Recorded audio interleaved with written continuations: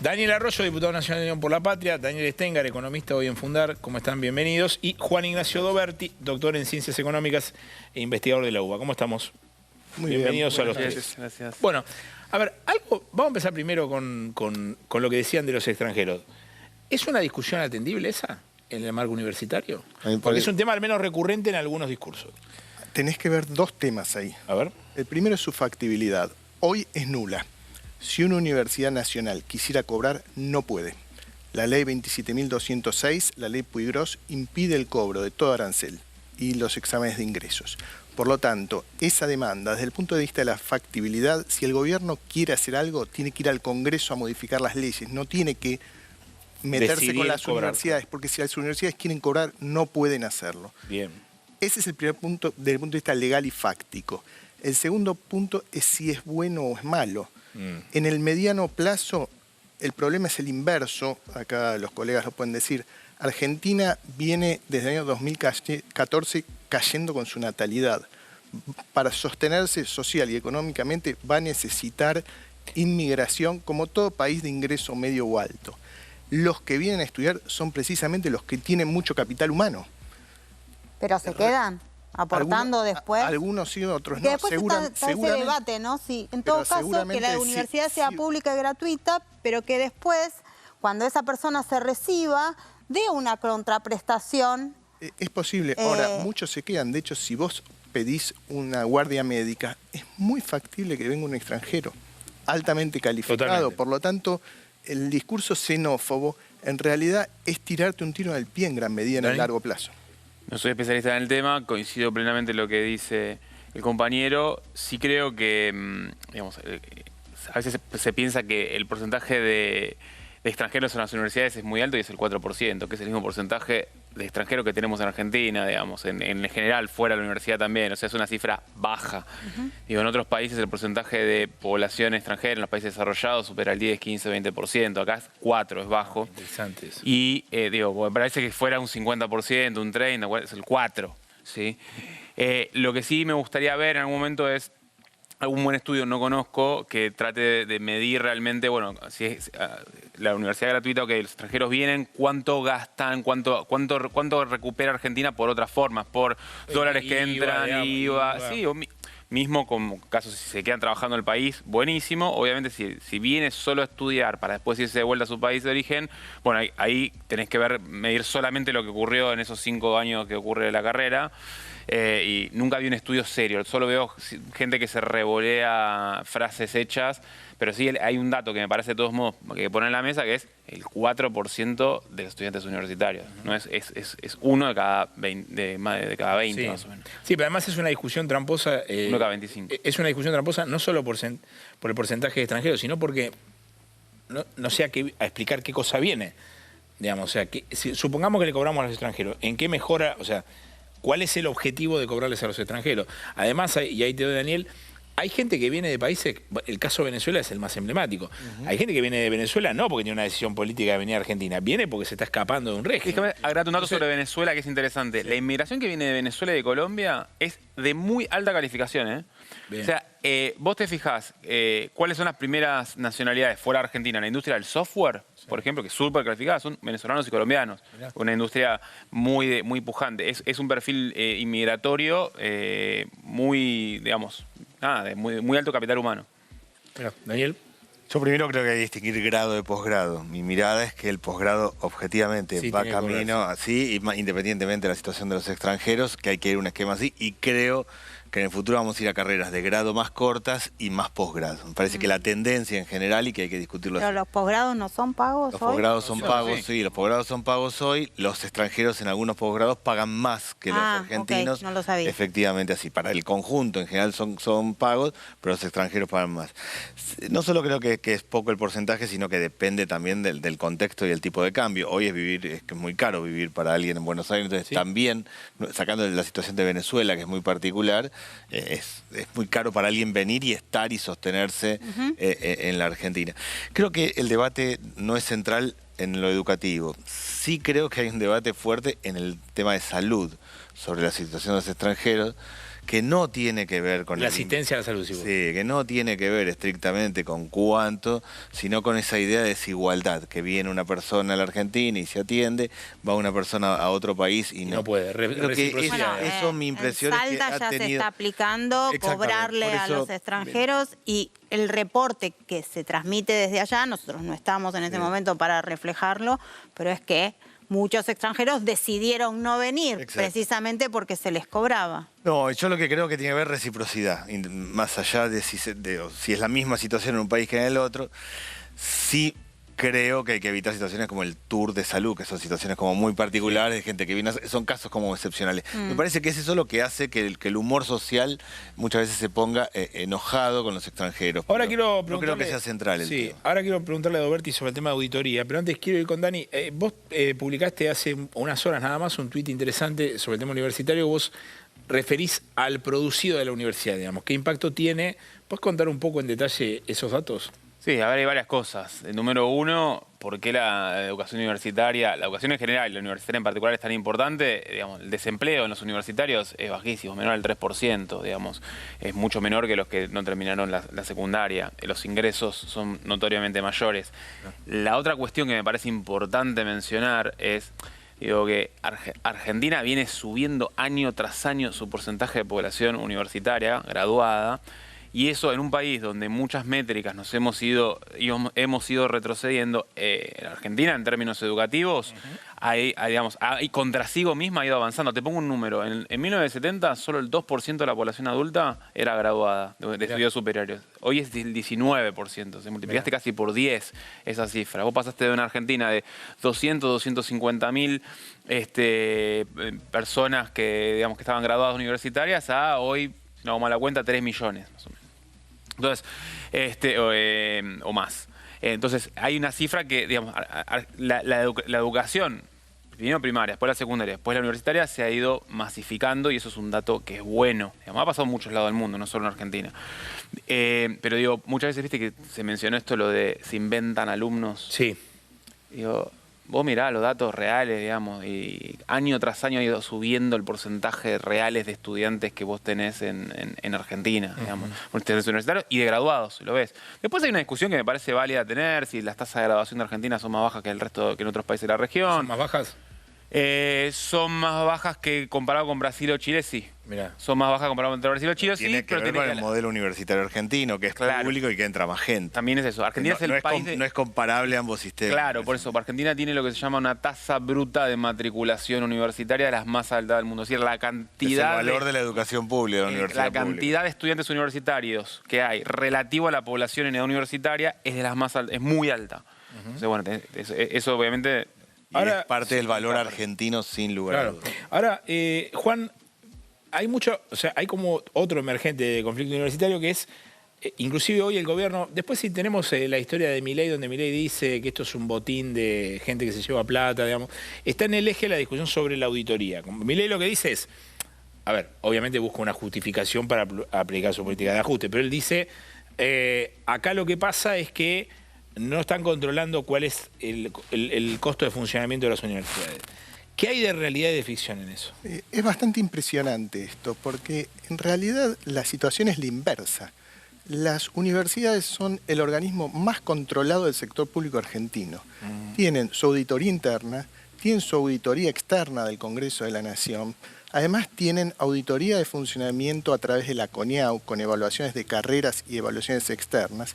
Además entregan mensualmente toda la liquidación de haberes. Si vos querés saber cuánto cobra él y ella, y son docentes en la universidad, vos podés ir a ver cuánto cobran mes por mes, concepto de liquidación, cuánto cobra por antigüedad, cuánto cobra por título, etc. Esto compartió Milei en Instagram, que dice la universidad pública no está en peligro, lo que peligra es el botín que se reparte. Si él quiere ver eso, lo tiene la Secretaría de Educación, lo tiene persona por persona, mes por mes. Tiene la liquidación de haberes y el gasto y la liquidación de presupuesto.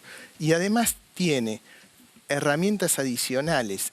Es el único organismo del Estado que, por un artículo del Congreso, tradicionalmente el artículo 12, en el proyecto de presupuesto de 2025, el 17, podría interrumpir las partidas de transferencia de fondos si no le entregaran la información. Es decir, es el organismo más auditado y más transparente. Por lo tanto, es absolutamente injusto esto. Es más, el problema es inverso. A quien ha estado en la gestión universitaria, el problema se genera por esta cantidad de controles que está bien que existan, pero a veces te hacen morosa la gestión. Por ejemplo, en una entidad privada vos podés comprar como quieras. En la universidad pública necesitas hacer licitaciones, necesitas que te autorice cada paso la auditoría interna, y eso es un problema enorme cuando tenés estos niveles de inflación, porque los proveedores no te sostienen las ofertas, se te caen por periodos, etc. Ahora, eso es bastante impresionante porque es exactamente lo inverso. Si se quiere auditar, el subsecretario de Políticas Universitarias tiene persona por persona. Además, el 90% se gasta en salarios y el 10% se gasta en servicios públicos, seguros, vigilancia, limpieza. Digamos que la idea de que vos podrías hacer algo complejo, por naturaleza no está. Los estudios lo indican.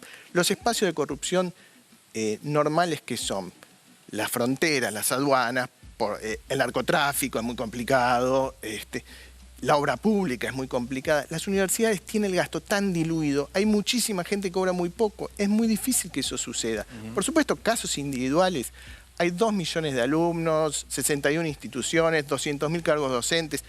Vos vas a poder confirmar y refutar cualquier hipótesis que tengas por casos individuales. Ahora, casos estructurales, eso sería imposible. Ahora, le pregunto a los tres, ¿por qué creen que Milei hace esto que hace? Además del tema del ajuste fiscal.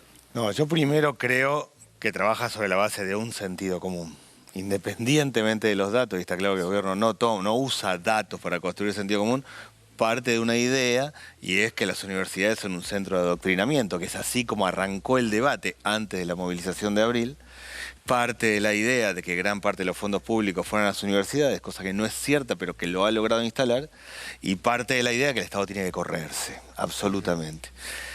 Y es un gobierno que no contrasta contra los datos, sino con cuán verosímil es o no su forma de plantearlo. Vino a la Cámara de Diputados hace 3 domingos a presentar el presupuesto y dijo con claridad, mi tarea son 3 cosas. Yo tengo que manejar las variables macroeconómicas, las relaciones internacionales, administrar justicia para cuidar la propiedad privada. Punto. El resto, el sistema educativo, la salud, el trabajo, no es mío, no es del Estado Nacional, lo digo con claridad. Es de las provincias, es de los municipios, es del sector privado o no es de nadie. En ese esquema, mi impresión es que demoniza todo el resto. El problema es, creo yo, que es una sociedad tan agazapada, con situaciones tan críticas. Digo, gran parte de la gente que entrevistaste no estaba al tanto de que había sucedido algo tan masivo. Yo estuve en la marcha y era impresionante la cantidad de gente. Es una sociedad muy fragmentada, donde se habla a públicos distintos. Yo creo que está construyendo un sentido común, que no solo se lo desmonta con datos, los datos son necesarios, sino también mostrando historias, esfuerzos, gente que labura, que le pone el cuerpo. Para mí el gran valor del que estuvo hoy mirando televisión no es el dato respecto a qué hace la universidad, sino la persona que dice, yo me levanto a la mañana, laburo, voy a la universidad, soy el primer estudiante universitario de mi familia. A mí me parece que el relato del gobierno se lo desmonta con humanidad, con gente que muestra otra situación. Porque es imperturbable los datos, no le importa, o sea, es capaz de, dice, 17.000% de inflación o cualquier cosa. Sí, Dani Stenger es uno de los tipos de los que yo conozco, al menos el más obsesivo con el tema de los datos. Es un elogio, no una crítica. Y además ha hecho un trabajo con Fundar de una base de datos casi absoluta de Argentina que es interesante. Ahora, es cierto lo que dice Arroyo, con el tema de los datos de pobreza pasó algo parecido. El gobierno, en vez de salir a decir, yo me quedo en el molde, está bajando la pobreza, la evidencia, él dice, esto no sirve. No, y está bajando. Estos datos no son, está bajando. Exacto. A ver, ¿qué es lo que dice el gobierno?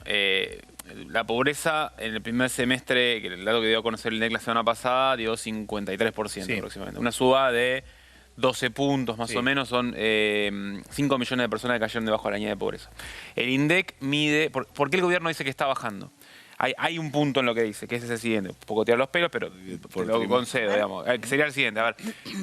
El INDEC mide la pobreza, publica la pobreza de modo semestral.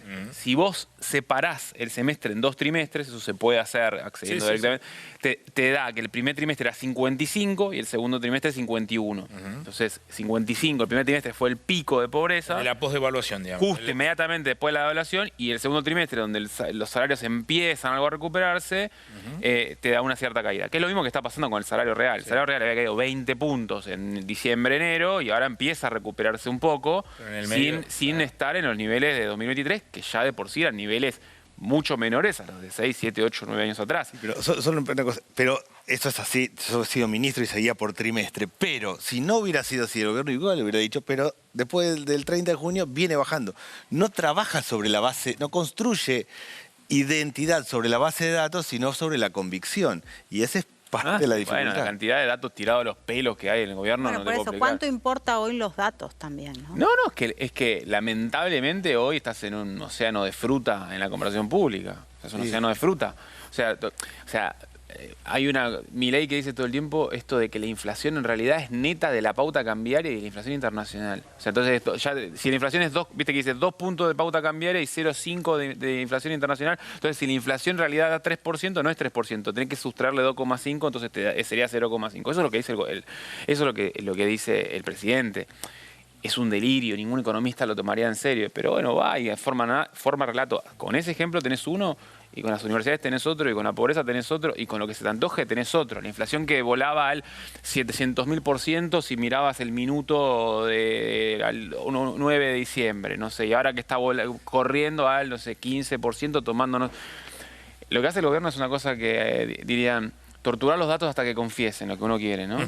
muy bueno. O sea, eso lo hace todo el tiempo, todo el tiempo, todo el tiempo. Lo que pasa es que eso es difícil, y ahí te doy, Juan. Eso es difícil cuando en realidad la gente vive, digamos. O sea, a la gente vos le podés decir, che, la inflación se está derrumbando a cero y si la guita no le alcanza, ¿qué es lo que pasa en la calle? Vos hoy salís a la calle a preguntar, ¿te alcanza la plata? Y te dice, no, después del 15 no me alcanza más. Entonces ahí se termina el relato, digamos. Al menos eso es lo que se ve en la calle. Sí, pero no le habla...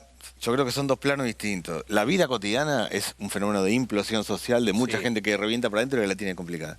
El gobierno cuando debate datos no le está hablando a la vida cotidiana. Está tratando de decir yo soy más inteligente que el resto y digo cualquier cosa. Y doy un ejemplo que para mí es brutal. Pensiones por discapacidad. El vocero presidencial mostró una radiografía La radiografía del perro. Que nunca tuvo la pensión. Digo, uno se sentiría colorado, diría, ¿cómo? Diría, disculpa, no, siguió y siguen y siguen. O sea, no hay ninguna construcción de decir, no, bueno, ¿cuál es muy impactante el hecho para decir, che, la verdad que todos los que tienen pensión por discapacidad es un desastre. Es una construcción real directa. ¿Se le discute con datos? En parte, efectivamente. Ahora se le discute también con una persona con discapacidad que muestre y dice, mira, la verdad es que hay un problema. Yo tengo discapacidad, tengo este problema. Yo creo que es muy brutal, pero es una forma de diálogo con el gobierno distinta a la tradicional racional. Yo me formé en el mundo de los datos y si digo algo que está mal, digo, me pongo colorado. Ahí, vos sabés que lo que sí vi con el caso de universidades, que es algo que tiene muchísima interacción, y me sumo a lo que decís vos, más es las historias de vida de personas que dicen, che, mirá, mi viejo era albañil, mi madre era, no sé, cocinera, que no había terminado la secundaria, yo primera generación de universitario que me recibí, y esas historias, que algunas universidades las hacen, la Universidad de San Martín cuenta muchas de esas historias, son muy emotivas, por un lado, y tienen un impacto comunicacional muy potente. Juan. Sí, yo creo que es esa disputa de sentidos de la que hablaba Daniel la que está en juego. Por ejemplo, nosotros hablamos de los extranjeros. Los rankings internacionales siempre consideran que los países que atraen más estudiantes del exterior son países que están funcionando mejor. Es un orgullo para los sistemas universitarios. Argentina es el faro dentro de América Latina. Los que damos clase... Tenemos un montón de alumnos que vienen a estudiar a Argentina virtual o presencialmente y eso nos hace subir a nuestras universidades en el ranking. En esa disputa de sentidos se plantea que eso es un problema. Nosotros tenemos un ecosistema de universidades públicas y privadas que son muy atractivas para todos los hablantes de español. Sin embargo, en esa disputa de sentidos se lo pone como un problema. Y en el tema de los datos también. Por ejemplo, se dice que es un tema de ineficiencia que tarden en recibirse. el 53% de la gente es pobre, pero es el 60% en la edad de 15, 29 años que se corresponde más con los universitarios, que además en su mayoría trabajan, por lo tanto sería casi inevitable que tardaran más en recibirse. Y además se compara las tasas de graduaciones de Argentina con las tasas de graduaciones de países que tienen un mucho mayor egreso del secundario. Si en Argentina egresan más o menos el 50%, con serias falencias en sus conocimientos de base, ¿cómo podría Argentina tener una tasa de egreso mayor o parecida a un país que lo tiene universalizado? Sería imposible, excepto que no le exigiéramos nada, cosa que los profesores no estamos dispuestos a hacer. Creo que es esa disputa de sentidos, los mismos datos tergiversados. Y hablando de la disputa de sentido, ¿qué universidad propone Milei? Porque ya sabemos que sin plata, pero ¿qué tipo de universidad propone? Yo creo que es lo que decía Daniel hace un rato. Para Milei, la educación es un tema de las familias, no del Estado. Por lo tanto, el Estado se debería retirar y cada uno debería ir pagando a la universidad que quiera o no ir. De hecho, se ha planteado desde su bancada que la educación no debe ser obligatoria. Por lo tanto, el Estado en esa concepción no tiene nada que hacer. ¿Pero en qué país tiene ese modelo? No hay de los 210 países del mundo, no hay ninguno que no tenga universidades públicas. Casi todos tienen universidades públicas y privadas. No hay ninguno que no tenga universidad pública. Es un modelo sui generis, sería un experimento social. Yo creo que deberíamos copiar los buenos ejemplos, no tirarnos a la pileta. Digamos que Argentina tuvo históricamente muchos problemas, es cierto. También podríamos probar sacando a los médicos y llamando curanderos, qué sé yo. Sería algo de eso en salud. No, es un modelo que no existe en ningún país del mundo. En la primera ley bases, cosa que después no sucedió, planteaba que a partir de los 9 años no era obligatorio que un alumno fuera a la escuela y que podía estudiar en su propia casa. Hay alguna línea de pensamiento en el modelo educativo, eso como muy minoritaria. Pero en esencia me parece que la creencia del gobierno es que el Estado tiene que retirarse y dejar que se desarrolle el sector privado. Y algo que ha hecho de cambio importante conceptual en lo educativo es financiar parte de la cuota de las escuelas privadas. Lo histórico en la Argentina es que los gobiernos financien a la educación pública y si hay problemas le pongan dinero. Subsidió a los colegios privados. Subsidió a los colegios privados, lo subsidió con un corte que quedó muy desacomodado porque eran el que tenía una cuota hasta 54.000 pesos, o sea, muy colegio parroquial, pequeño, y le subsidió hasta 27.000, lo dejó en 27.000, las cuotas fueron subiendo, entonces le quedó como muy desacomodado, pero hay un cambio de lógica, es decir, yo te acompaño para que te desarrolles en lo privado, no fortalezco lo público. Ha sido una lógica muy distinta. Quiero sumar a la mesa de conversación a Pablo Abeluto, que ya está en comunicación con nosotros. Pablo fue ministro de Cultura de la Nación. ¿Me escuchás, Pablo? Leandro Renú te saluda. ¿Cómo estás? Perfecto, te escucho. ¿Cómo Bueno, estás? acá estamos en la mesa con Juan Doberti, doctor en Ciencias Económicas. Te los presento a todos para que sepas. Doctor en Ciencias Económicas de la UBA, Dani Stengar, economista, y Daniel Arroyo. Estábamos charlando, Pablo, en general de la cuestión universitaria, pero quiero empezar a preguntarte por lo político. No sé si viste el comunicado del veto presidencial al financiamiento educativo, donde Milei pone en un párrafo entero, dice, acá se está armando un polo de izquierda populista que tiene a Cristina, a Larreta, a Massa, a Carrió, y junta a todos en la misma bolsa, dice que esto es un proyecto populista para tumbar al gobierno. ¿Qué ves vos ahí? Veo que el gobierno está cada vez más extraviado y más solo en su manera de interpretar la realidad. Y además apela al macartismo y a la caza de brujas, al acusar a dirigentes políticos o a personas de hacer cosas que no están haciendo. Ni están volteando al gobierno, ni está la intención de... Por supuesto está, sí, claramente la postura crítica que todos estos dirigentes tienen de distinta manera y con distintas palabras y con distintas expresiones y probablemente con distintas ideologías con respecto al gobierno de Milei. Pero de ninguna manera alguien puede pensar que detrás de esas personas, aquellas con las que coincido y aquellas con las que no coincido, pueda existir una tentativa golpista. Ese pensamiento paranoico es muy habitual en todos los gobiernos autoritarios.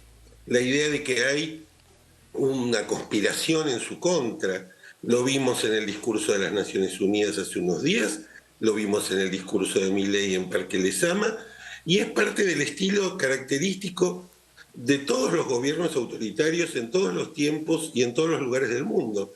La construcción de un fantasma imaginario que solo está en su mente.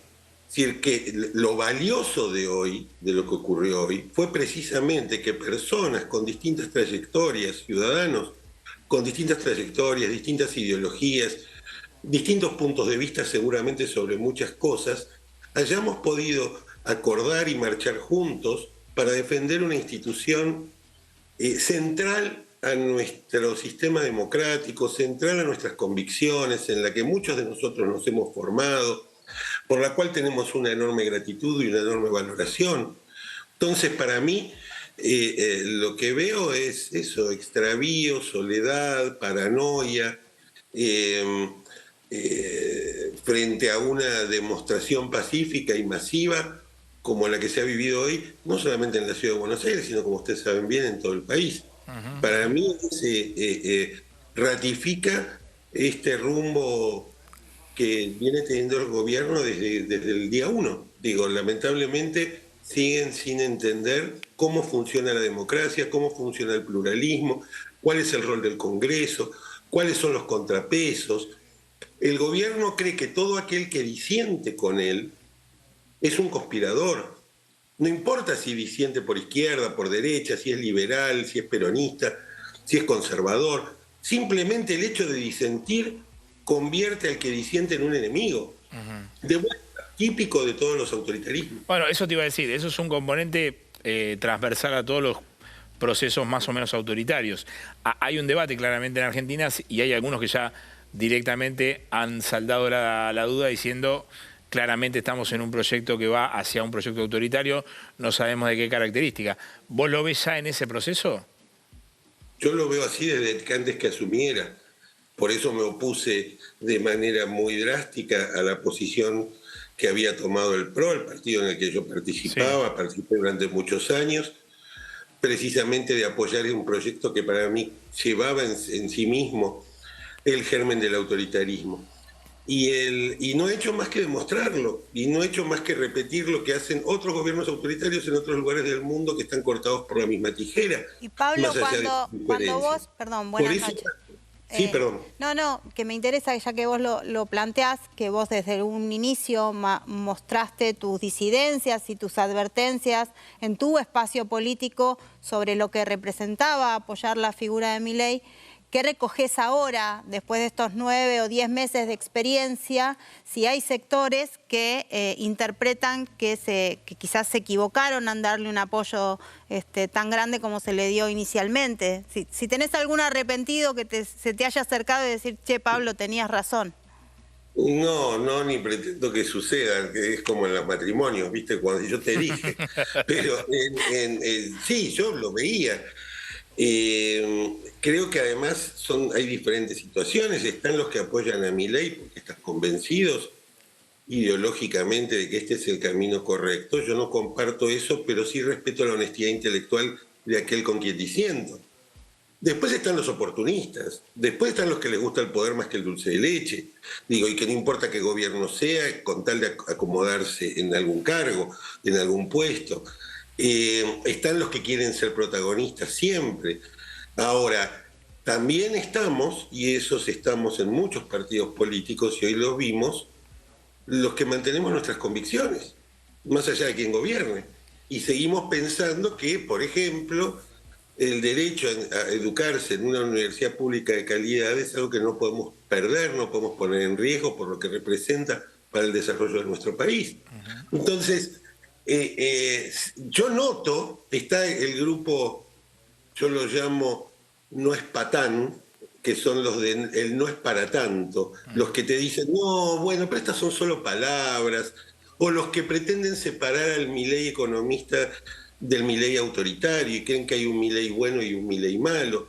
Yo creo que son inescindibles.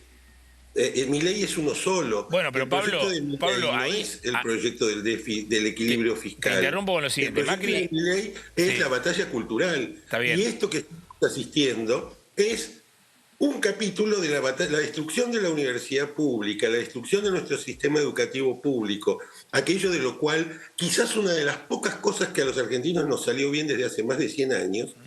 Ese es un proyecto transversal que con todas las diferencias que podemos haber tenido, incluso entre quienes están ahí acompañándote en la mesa, lo hemos defendido todos siempre porque somos producto de eso. Ahora, Pablo...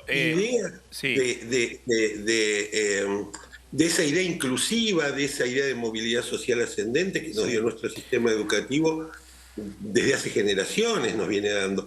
Entonces yo creo que el verdadero... Yo parto de una cosa, yo a Milei le creo.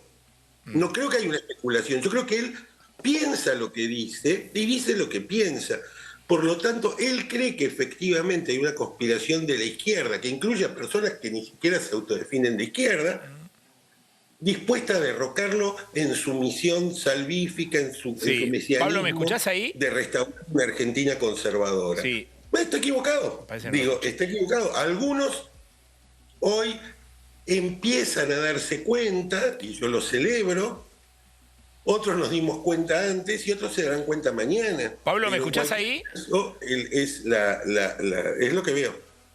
Pablo, ¿me escuchás ahí bien? Sí, perfecto.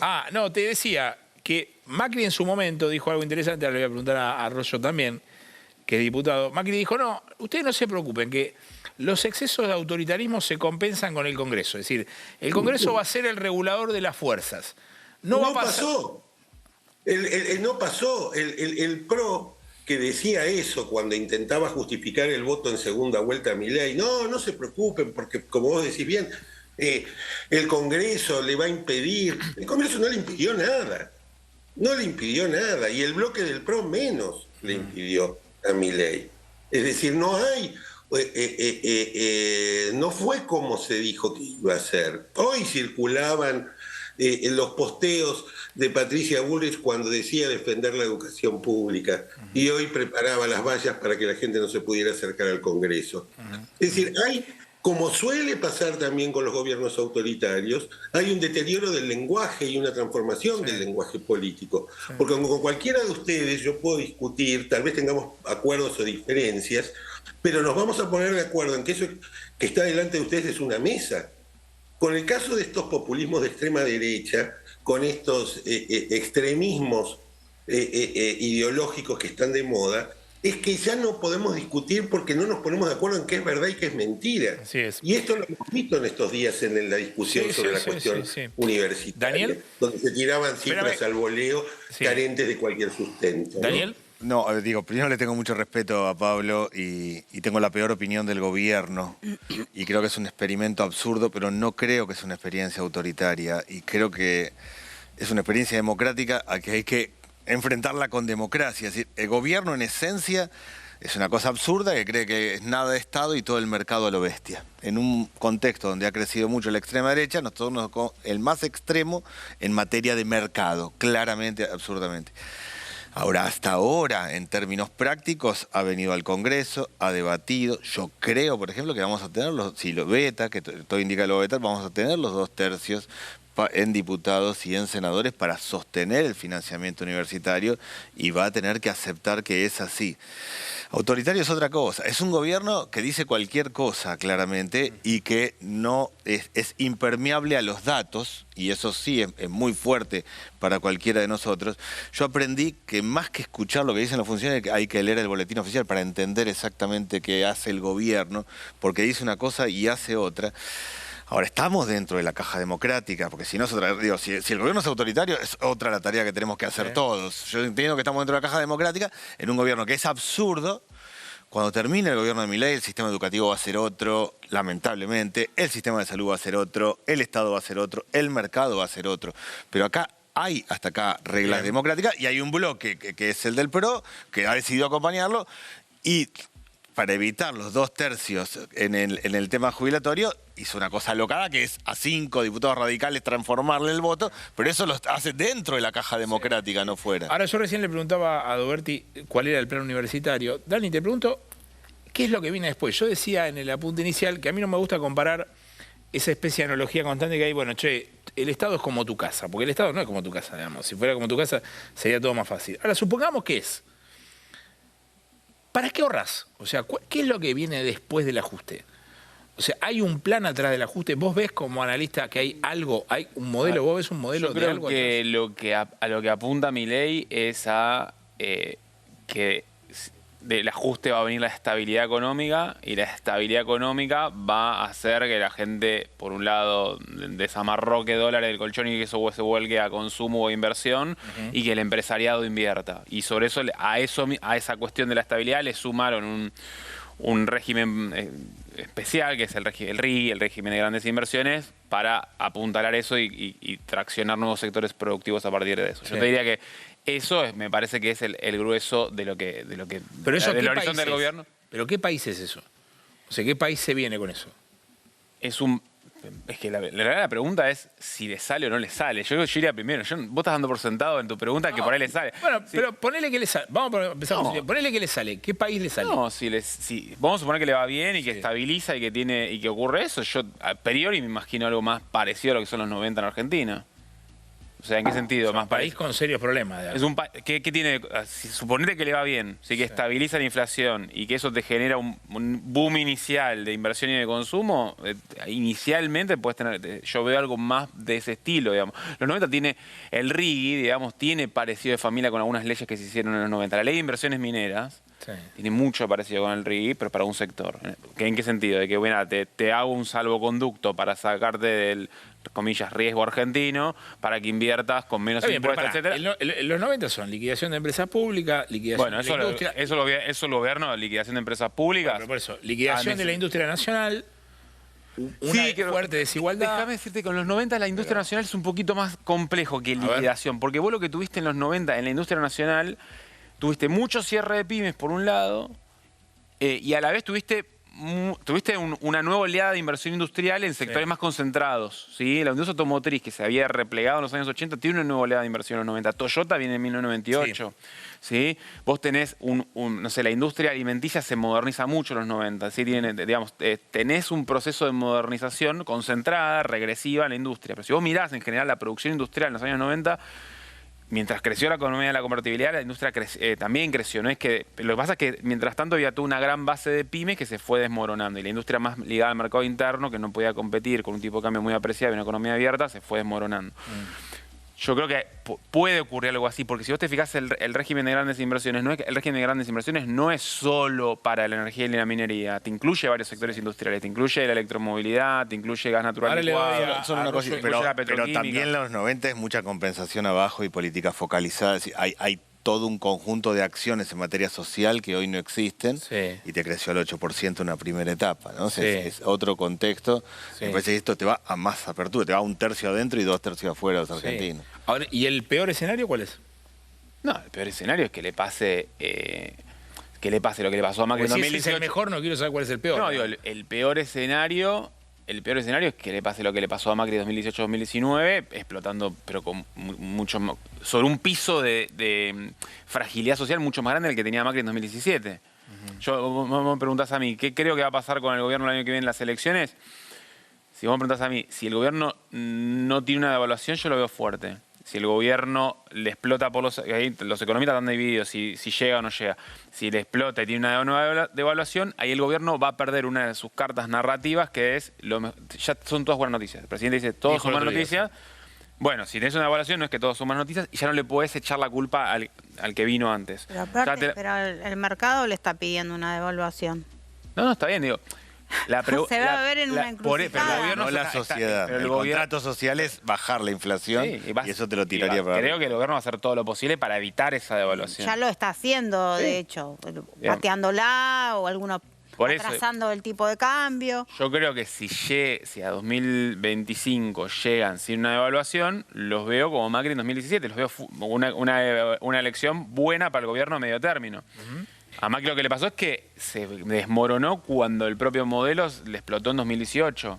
Milei, si le pasará eso en 2026, 25, 27 o no lo sé. Ahora quiero preguntarle a Juan, vos además sos doctor en ciencias económicas, así que un poquito de esto entendés, pero antes no me quiero olvidar, Pablo, ahí Dani mencionaba Macri 2017. Vos fuiste parte, obviamente, de ese gobierno, estabas adentro.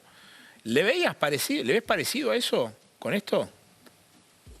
Es difícil trazar paralelismos históricos, pero sin dudas la crisis de la devaluación en abril del 18, después del triunfo electoral en el 17, fue decisiva para el rumbo del gobierno. Hasta todo el conjunto de reformas que el gobierno de Macri intentó llevar adelante en su primera mitad, ya después se fue debilitando y consistió más en terminar de cruzar el río a nado, y tratar de llegar a la otra orilla que en continuar con esas reformas. Además, había la oposición que había estado dividida en el año 2015, en el año 2017, 2018, empieza a mostrarse más unida, y eso sin dudas iba debilitando las posibilidades de continuidad del proyecto de Juntos por el Cambio en aquel momento. Yo solo quería una cosa, ya que estoy, ojalá tenga, sobre la discusión anterior, ojalá Daniel sea el que tenga razón y el gobierno no derive en un autoritarismo. Yo veo muchas señales preocupantes, en ese sentido. Ojalá el optimismo de Daniel le gane a mi pesimismo, pero en la destrucción que el gobierno viene haciendo, el debilitamiento que el gobierno viene haciendo de nuestro pacto democrático que cumple 40 años este año, es para mí muy pronunciada. Y si bien puedo coincidir que el gobierno no tiene el sello, podría decir, no es del todo autoritario, cada día que el presidente se dedica a insultar a quienes disienten con él, sean periodistas de distinto signo ideológico, sean intelectuales, sean artistas, nos vamos acostumbrando. Somos como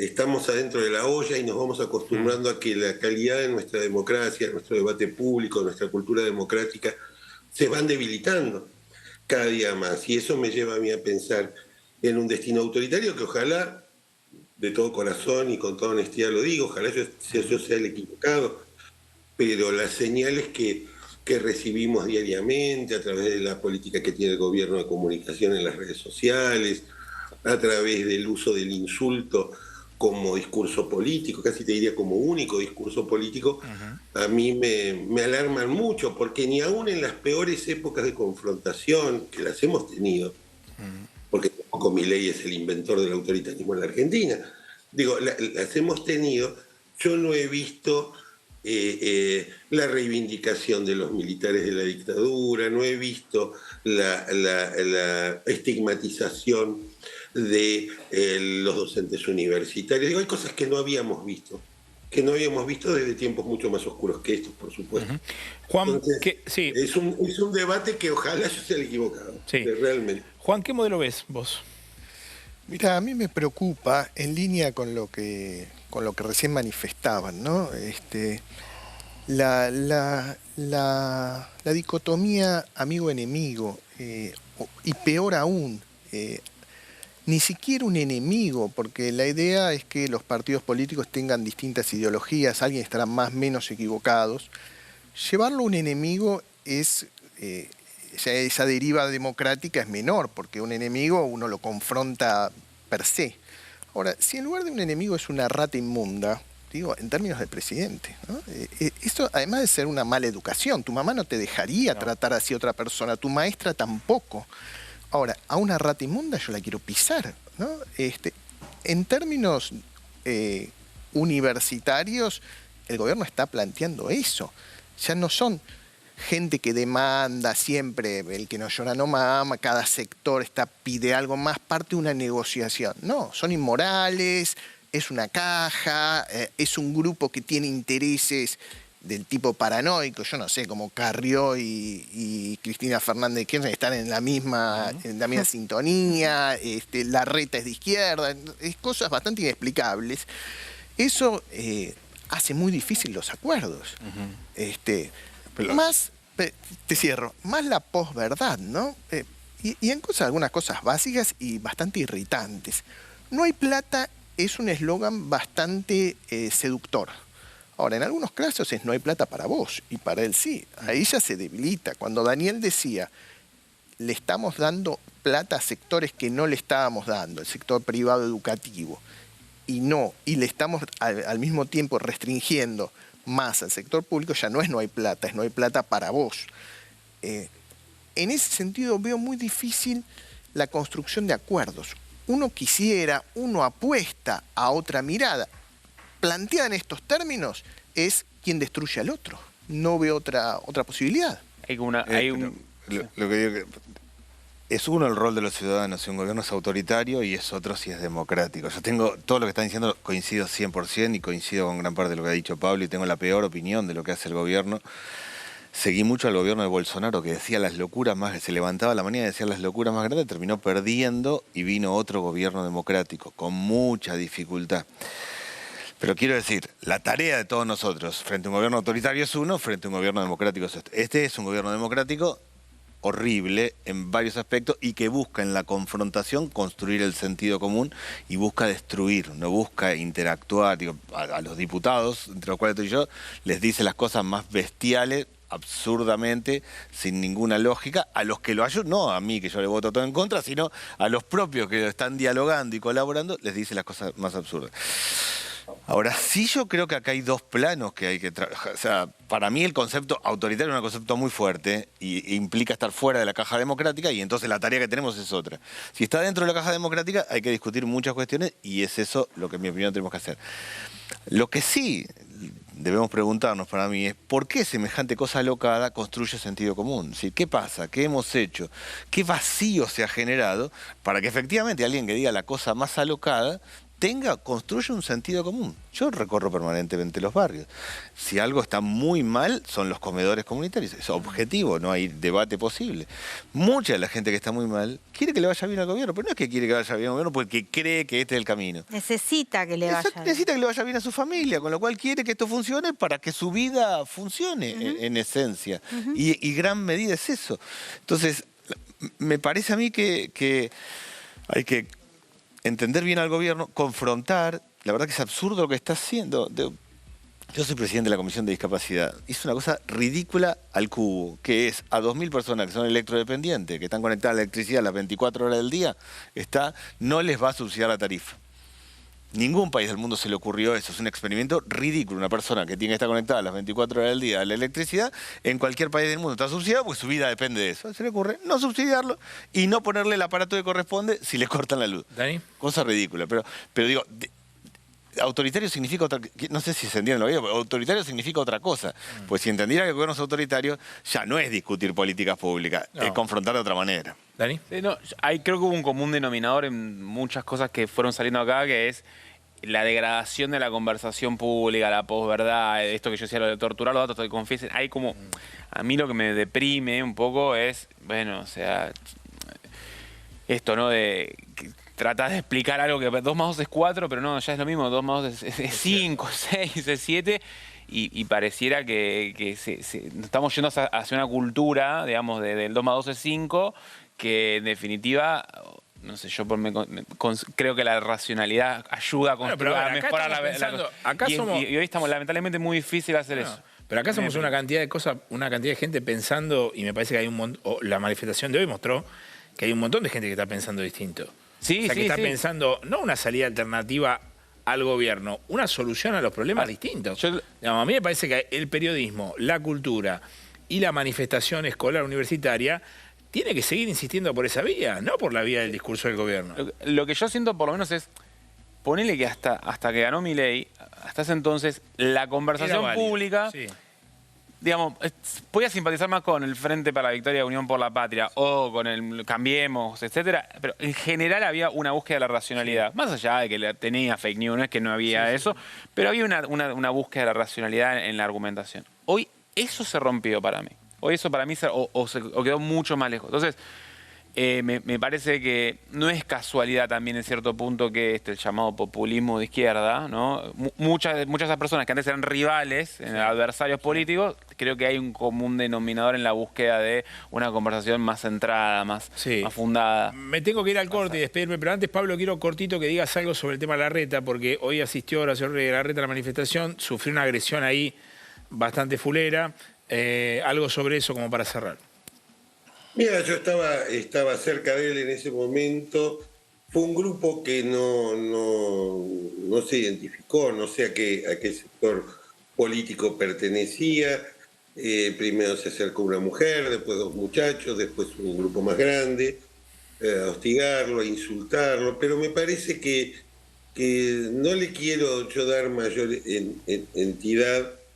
No sé por qué lo hicieron, no sé si estuvo preparado o no. Lo que sí sé es que, y eso, bueno, está en relación con lo que discutíamos o conversábamos antes, cuando vos utilizás un lenguaje violento, promovés un lenguaje violento, desde el discurso presidencial, desde la promoción de esas actitudes en las redes, como decía Doberti recién, un lenguaje que nosotros no permitiríamos en nuestra casa con nuestros hijos. El pasaje al acto, como dicen los psicólogos, es bastante fácil, porque se ha habilitado una manera de conversar entre nosotros. Cuando yo digo zurdo de mierda, estoy diciendo una palabra, una expresión, que a mí me lleva por el túnel del tiempo, así a las épocas de que estamos todos de acuerdo en que eran autoritarias.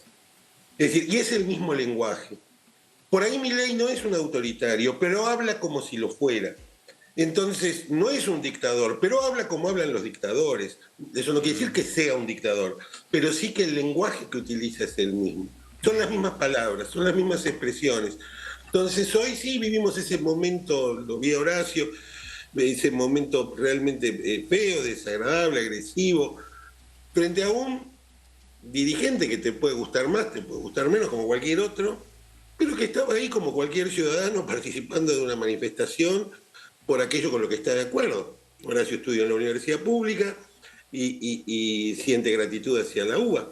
Bien. Entonces, me parece que lo que sí yo vi en esa situación violenta fue ese correlato que a veces uno no quisiera ver, que es que el uso del lenguaje, en la promoción del lenguaje agresivo, la promoción, como decía Doberti también, de la consideración del otro como un enemigo, que no debe existir, porque si esos no existieran, la Argentina sería un lugar feliz, algo que muchas veces hizo también el antikirchnerismo, muchas veces hizo también el antiperonismo a lo largo de la historia. La idea de la eliminación del otro como solución de todos nuestros problemas políticos, económicos y sociales, empieza siempre por las palabras.